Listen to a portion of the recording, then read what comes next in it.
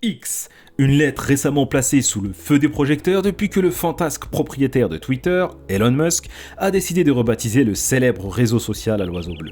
Symbole de la fameuse école militaire aux bicornes napoléoniens, c'est également elle qui sera choisie par Malcolm Little, alias Malik Shabazz, alors en rébellion contre le système américain des années 50, et qui prendra le pseudonyme de Malcolm X.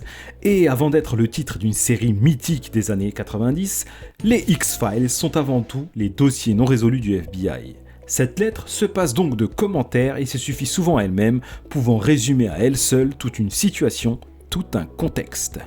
Bien plus qu'une simple notation, elle porte en elle une véritable symbolique. On l'utilise souvent pour insister sur le caractère énigmatique d'une histoire ou d'un fait entouré d'une zone d'ombre.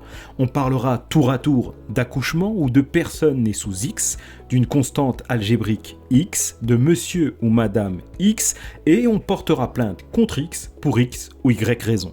Mais pourquoi l'antépénultième lettre de notre alphabet est entourée de ce halo de mystère ?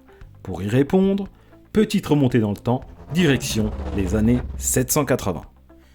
Nous sommes à Khiwa, dans la région du Khawarizm de l'actuel Ouzbékistan. Mohamed Ibn Moussa vient de voir le jour. Et le petit Mohamed deviendra grand. Très grand même, puisqu'il est considéré comme l'un des plus illustres mathématiciens de l'histoire. Il étudia notamment à la Maison de la Sagesse de Bagdad durant le règne de la dynastie abbasside et il prendra le surnom d'Al-Khawarizmi, en référence à ses terres d'origine. Al-Khawarizmi nous a légué entre autres le terme algorithme, qui est entré dans notre vocabulaire suite à la latinisation de ce surnom qui est passé de Al-Khawarizmi à algorithmi, puis algorithme. Un algorithme est une succession de règles que l'on définit pour résoudre tous les problèmes d'un même type. C'est une sorte de mode opératoire, de recette logique qui permet de trouver les solutions à tous les coups. Al-Khawarizmi utilisa ces algorithmes pour résoudre des problèmes d'algèbre. Et oui, c'est lui aussi qui nous a laissé ce terme qu'il a utilisé dans l'intitulé de son livre Kitab al-Jabr wa al-Muqabbala, qui veut dire abrégé du calcul par la restauration et la comparaison. Il y propose des méthodes de résolution des équations.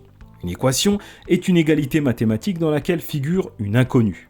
Une équation peut s'écrire par exemple 4 plus quelque chose égale 7.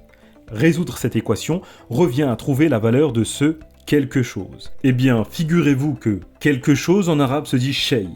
Al-Khawarizmi aurait donc écrit cette équation 4 plus shay égale 7.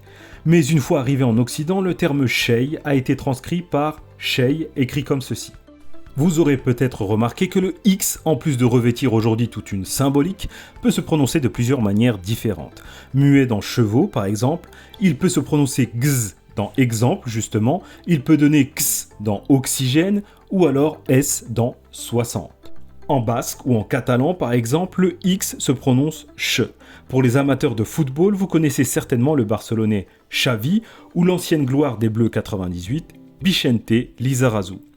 Donc le X peut donner le son ch dans certaines langues et le mot shay aurait été retranscrit par shay, écrit comme ceci. Plus tard, par souci de simplification, seul le X du début aurait été conservé, c'est ainsi que de 4 plus shay égale 7, nous sommes passés à 4 plus x égale 7. L'indéterminé mathématique des exercices d'algèbre se voit ainsi lié à la lettre x. Et plus tard, par extension, dans toutes les problématiques contenant une inconnue, on utilisera ce fameux x. Merci à tous d'avoir regardé et à une prochaine vidéo.